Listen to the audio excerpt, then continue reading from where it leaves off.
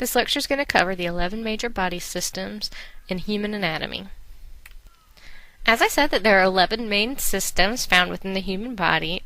For each system, you're going to need to be responsible for knowing, of course, each system name, the organs or structures found within the system, the function or functions of the system, and every system's relationship to one another. Okay, the first system is the integumentary system. This consists of your skin. Some of the main functions is that your skin, of course, protects your internal body. It provides some external support. And, of course, it has many sensory receptors. So if we're talking about relationship to other systems, even though we haven't gone over some of them, it protects any internal system.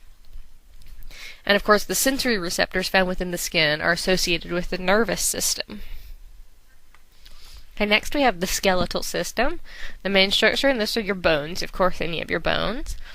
Now, they provide internal support, allow for muscle attachment, and produce blood cells. So connections to other systems to this are pretty straightforward. Allowing for muscle attachment, of course, relates to the muscular system, and production of blood cells relates to the circulatory system.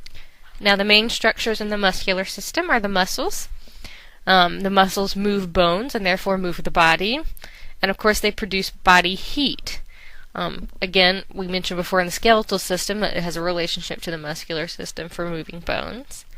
And body heat, the production of body heat causes you to sweat. And sweat glands are found within the skin or your integumentary system. Now your nervous system consists of neurons. Those are also known as nerve cells.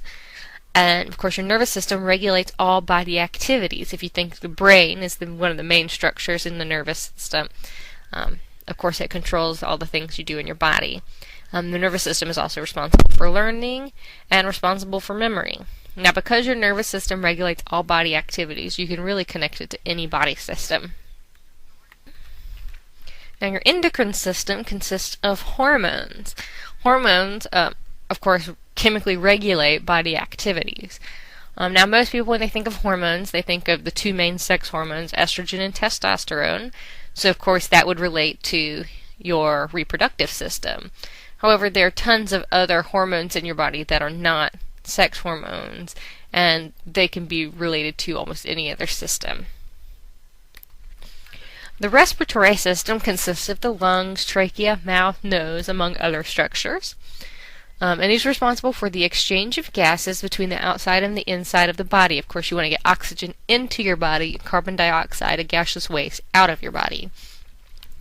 The respiratory system also not only does this gas exchange between the inside and the outside of your body, but it gets gas molecules into the blood, the oxygen that needs to be circulated throughout your body for proper function.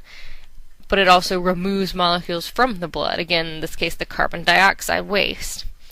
So you can, of course, relate it to the circulatory system. It can also be related to the integumentary system because you need holes in your body to get the air in and out of. The circulatory system consists of the heart, blood vessels, things along those lines. And the major functions of this are to transport nutrients and gases to cells. Nutrients being various things you get from digestive systems such as potassium, calcium, sodium, and of course that's a relation to the digestive system. And it also removes waste from the cells.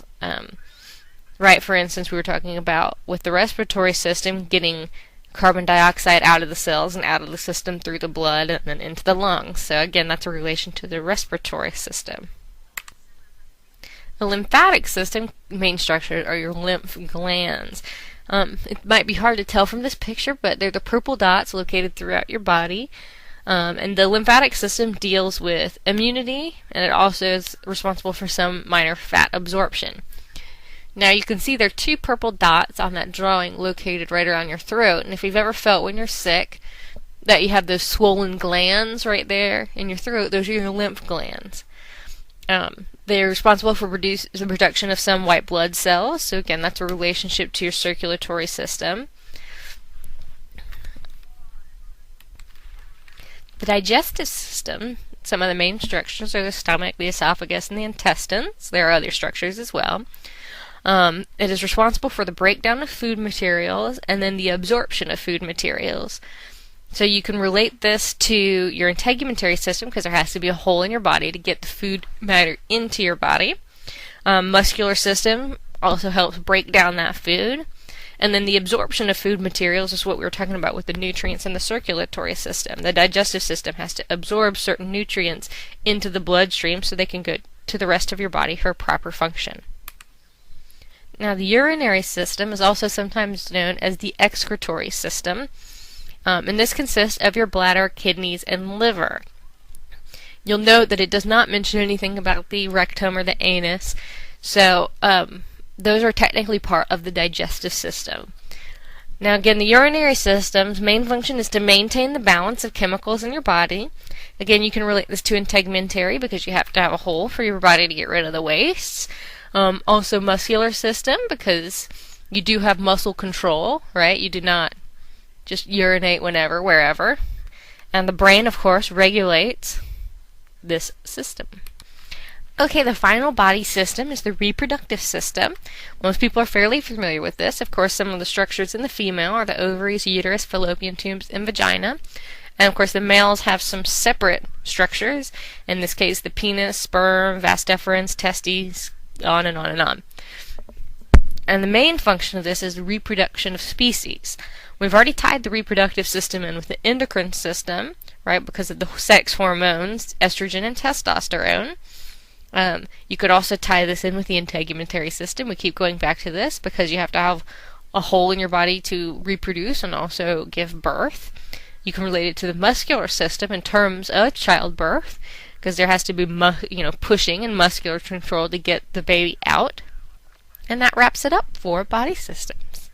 You will need to know all of this and relations for both a quiz and a graphic organizer assignment.